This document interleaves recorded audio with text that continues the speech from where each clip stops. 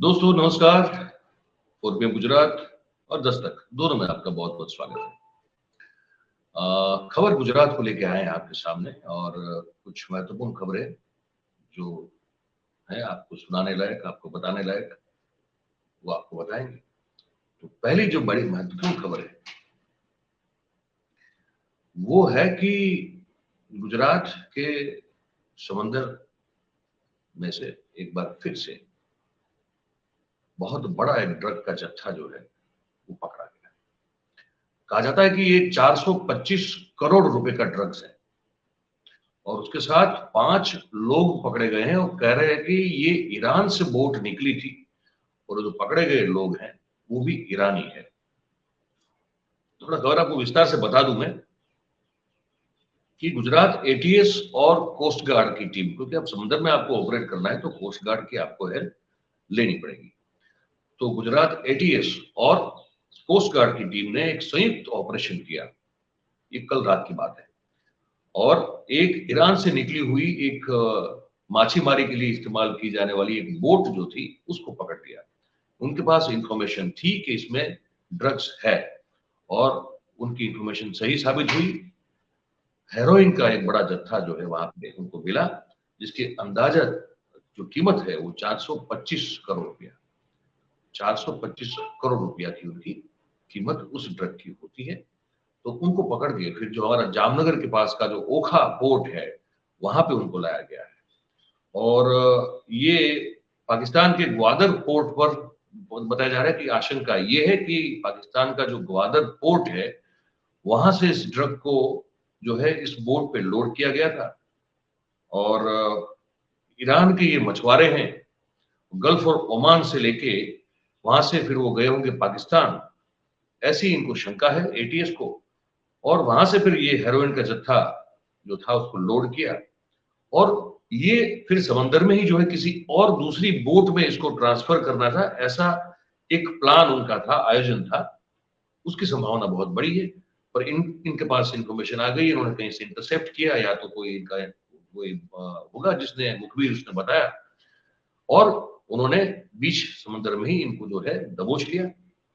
और ये भी खबर बता दें, साथ साथ में जोड़ दें कि पिछले 18 महीने में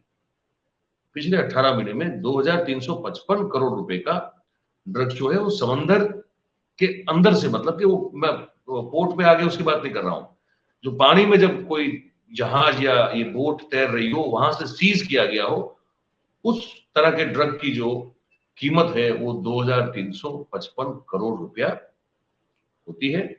और गुजरात की एटीएस, एंटी टेररिस्ट स्क्वाड और कोस्ट गार्ड ने मिलकर ये सब ऑपरेशन किए हैं पिछले 18 महीनों में और संयुक्त ऑपरेशन में 8 बोट, जो माछीमारी की बोट होती है वो, और 407 किलो के अलग अलग ड्रग्स जो हैं वो पकड़े हुए हैं। तो ये एक खबर हमको लगा कि आपको बताना चाहिए। और एक अभी अपडेट आ रहा है, ये अभी अभी जो पॉपअप हो रहा है हमारे स्क्रीन पर, तो वो हम आपको बताना चाहते हैं कि ये इनकी जो जमानत याचिका थी वो उसको खारिज कर दिया गया है। जयसुख पटेल साहब की, जो ओरेवा ग्रुप के मालिक थे, जो जिनके पास ये मोरबी ब्रिज की जो दुर्घटना हुई उसकी रख रखाव का उनका टेंडर सब उनको मिला हुआ था, ठीक है। तो वो एक जमानत जो है उनकी, वो अर्जी याचिका जो उन्होंने दी थी वो खारिज कर दी गई और वो Morbi district and sessions court जो है उसने ये किया हुआ है। तो मैं आपको पढ़ के सुना दूं, वो अपडेट मेरे पास अभी भी वहीं से आया है, मोरबी से। अपने जो रिपोर्टर मित्र हैं उन्होंने मुझे भेजा हुआ है। तो ये है कि उन्होंने जमानत के लिए याचिका दायर की थी और उसकी सुनवाई district and sessions court Morbi में होनी थी, जो हो गई और वहां पे ये याचिका नामंजूर कर दी गई। तो दलीलें बहुत हुई। हमारा जो ये वहां से रिपोर्ट मिला है, ये कह रहे हैं कि बहुत सारी दलीलें हुई सरकार की ओर से, मतलब प्रोसिक्यूटर की ओर से, और जो इनके बचाव पक्ष के जो वकील थे इनकी, दोनों की तरफ से दलीलें हुई। सरकारी वकील ने कहा कि जयसुख पटेल 3 महीनों तक वो फरार थे, absconding थे, वो भाग रहे थे और ये उनको, अगर वो सिंसियर होते, अगर उनको सही में कुछ होता कि गलती हुई है, तो अमानवीय पहलू उनका है और 1 महीने से वो जेल में बंद है। तो फिर भी कंपनी तो चल ही रही है। वो कह रहे हैं कि कंपनी तो चल ही रही है, वो जेल में बैठे हैं तब भी। तो देशमुख पटेल का बाहर आना कंपनी चलाने के लिए कोई कंपल्सन नहीं है। तो इस बिना पर, इस आधार पर इनको कोई जमानत मिलनी नहीं चाहिए। और कोर्ट ने कहा कि ठीक है, तो ये जो इंटरिम बेल एप्लीकेशन उन्होंने दी थी उसको नामंजूर कर दिया है। ये हम आपको बता दें क्योंकि ये बीच में अभी एक अपडेट आई, तो वो भी लेना जरूर है क्योंकि इंपॉर्टेंट समाचार है, महत्वपूर्ण समाचार है। तो एक तो हमने आपको बता दी ड्रग की बात।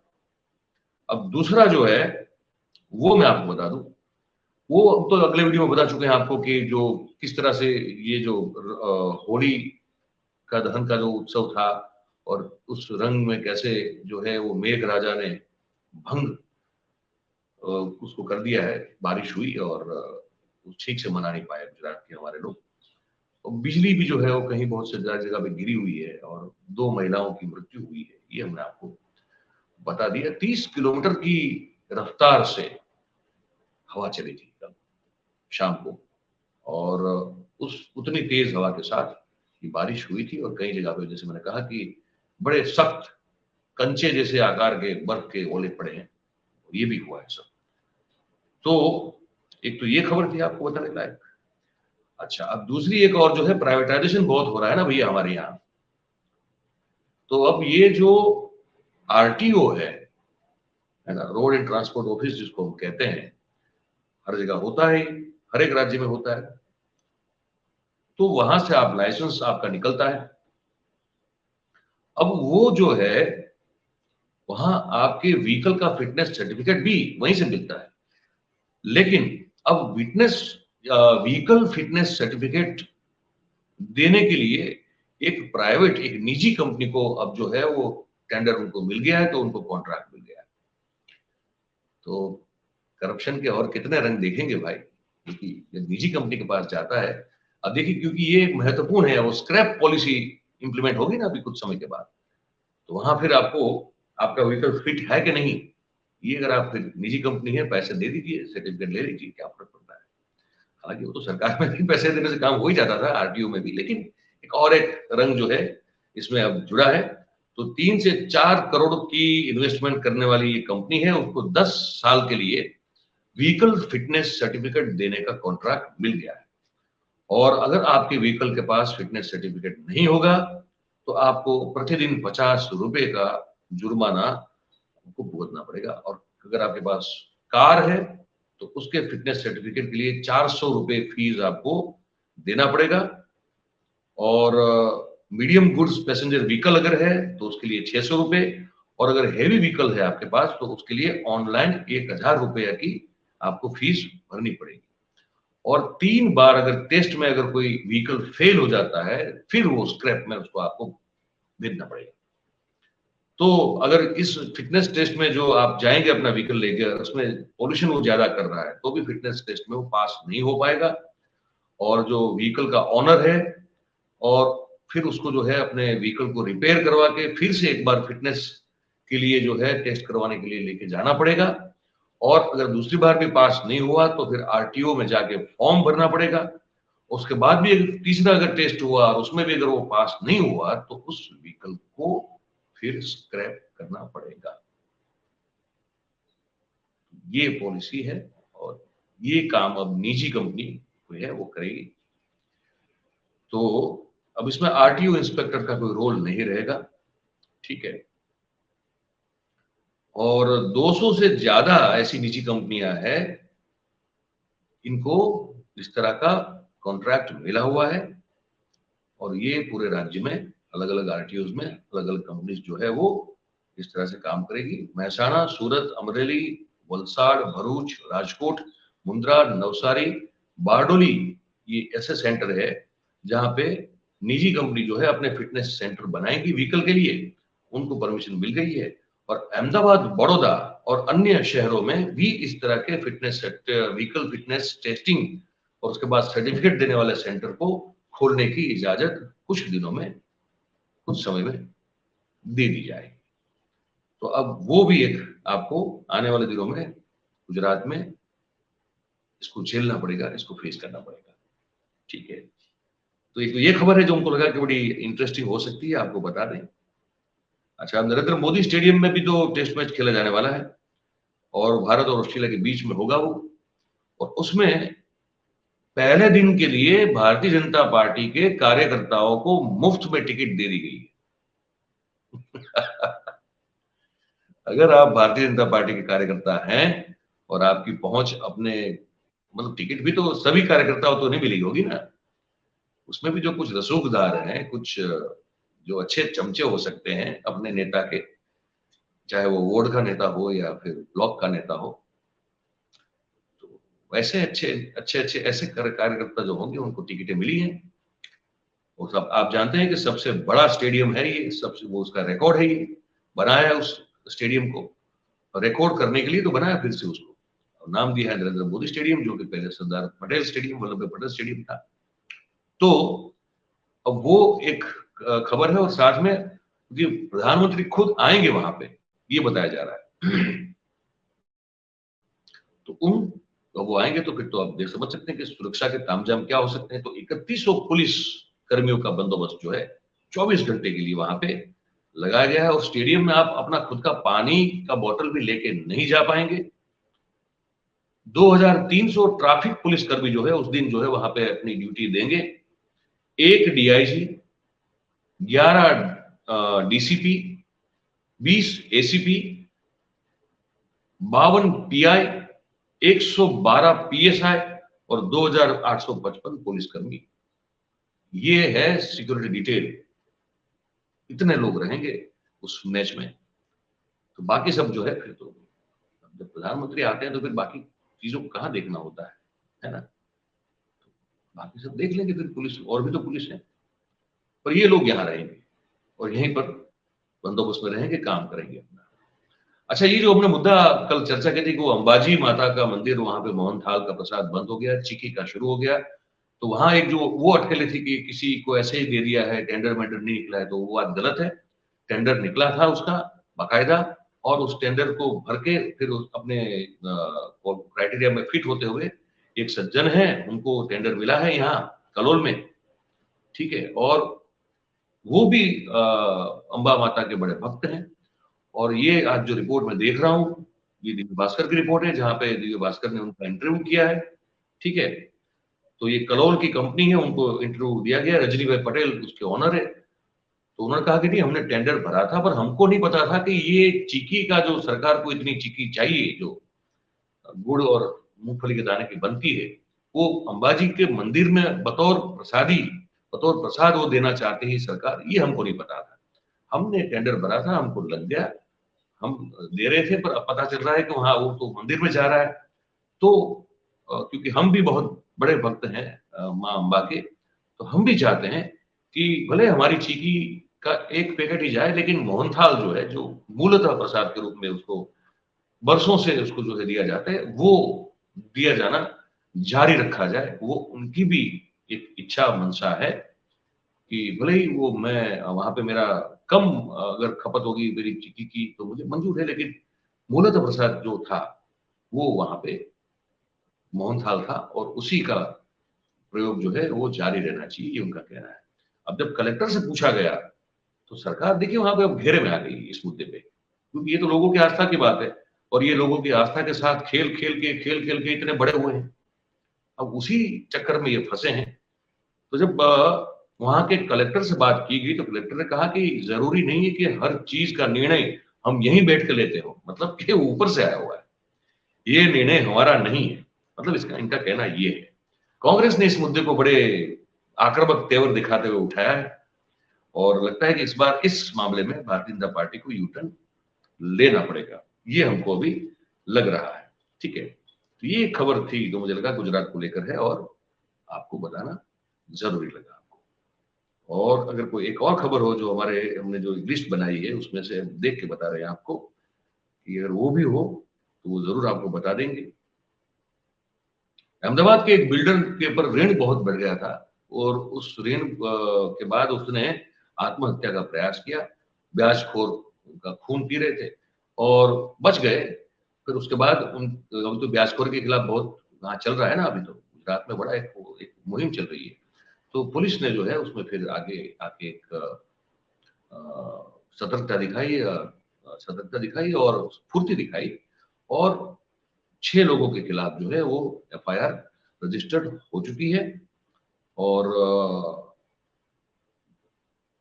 6 लोग में गुड्डू पोद्दार है, जिग्नेश सखिया है, जयंती बाबरिया, परेश वाडोदरिया, रजनी कावरिया और धीरू हिरपरा, ये लोग जो हैं इनके खिलाफ एफआईआर वो फाइल हो गई। ये सूरत के बिल्डर है एक्चुअली, अहमदाबाद के नहीं। मुझे लगता है कि मैं शायद अहमदाबाद बोला था, अहमदाबाद से सूरत के। उनका वीडियो भी बड़ी एक वायरल हुई, वो रो रहे हैं और कार में बैठे हैं और अलविदा कह रहे हैं अपने घर वालों को, ये सब था। तो फिर उन्होंने जहर पी के मरने का, जान देने की कोशिश की, पर वो बच गए। अश्विन भाई नाम था उनका। और इन्होंने जो है वो कुछ टुकड़ों टुकड़ों में 2 करोड़ रुपए 5% ब्याज पे लिए थे, और चक्रवृद्धि ब्याज था। तो ये पैसे चुका दे, उसके बाद भी और 60 लाख रुपए मांगे जा रहे थे। फिर 82 लाख की उनकी एक और जो प्रॉपर्टी थी वो हथियाना चाहते थे ये लोग। तो इन्होंने अहमदाबाद आके आत्महत्या करने की कोशिश की थी, पर फिर इन 6 जो गुंडे हैं, ब्याजखोर हैं, उनके खिलाफ एक एक्शन ली गई है, एफआईआर दर्ज की गई है। ये अच्छी बात है। ये काम जो है गुजरात पुलिस और गृह विभाग कर रहा है, ये हमको बहुत अच्छा लग रहा है, ये सही है, ताकि ऐसे जो गुंडे भवाली और जो जो शोषणखोर लोग हैं वो, उनको सबक मिलना बहुत जरूरी हो जाता है। इसको देखते देखते हमने एक खबर और कहीं जो है वो आपके लिए नोट करके रखी थी, मैं वो देख लेता हूं, अगर वो मेरे इस लिस्ट में पड़ी हो।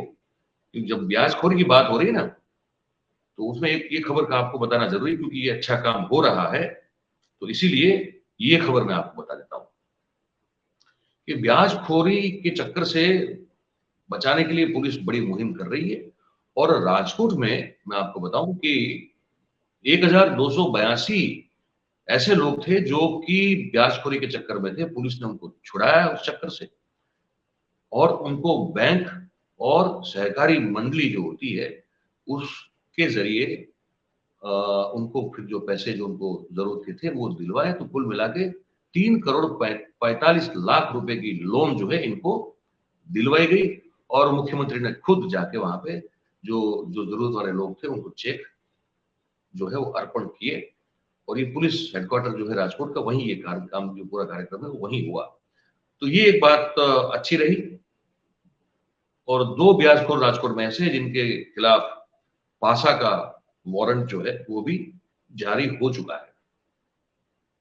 और जो गोल्ड लोन जो ली है कुछ जो लोगों के लिए, वो 6 लोग हैं।